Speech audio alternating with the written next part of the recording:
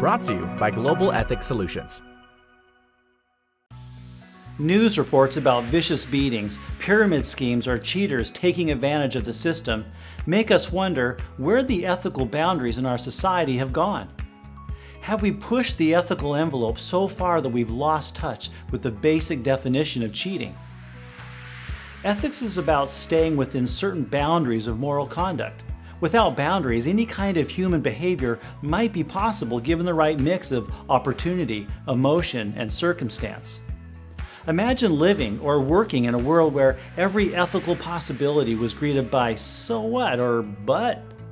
Such moral boundaries as honesty, fairness, and right behavior prevent us from going off into an ethical fantasy land. Of course, this is complicated because we humans have freedom of choice, and we seem to have a natural inclination to test the boundaries.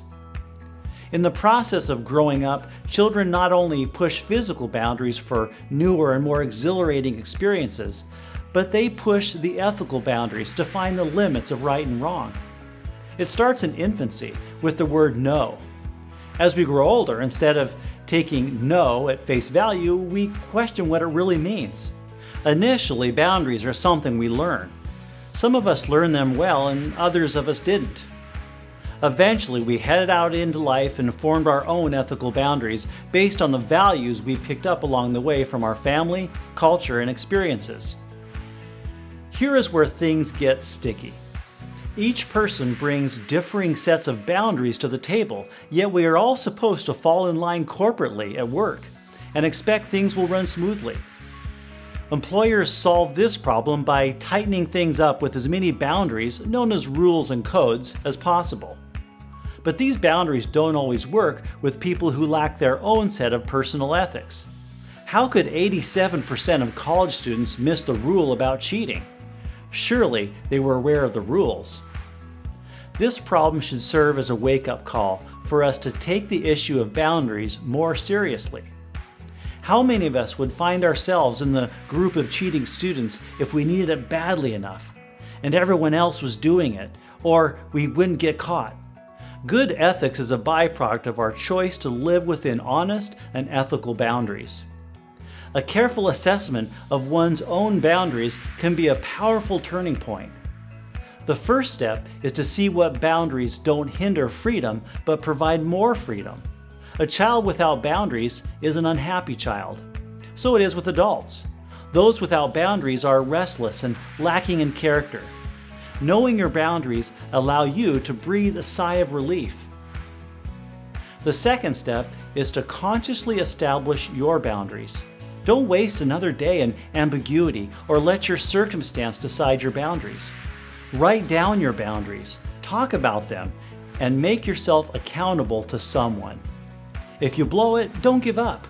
Understand that sticking to your ethical limits will help you grow on a deeper intellectual and spiritual level.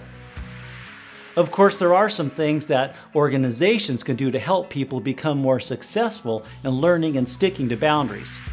First, set reasonable boundaries. The key word is reasonable. Nobody likes vague rules or micromanagers. Second, don't forget to teach the why. Because I said so didn't work when you were a kid and it doesn't work now either. Boundaries must be reasonable and there should be a clear purpose behind them. Third, be positive. Boundaries should be communicated in an instructive manner rather than by lists of do's and don'ts.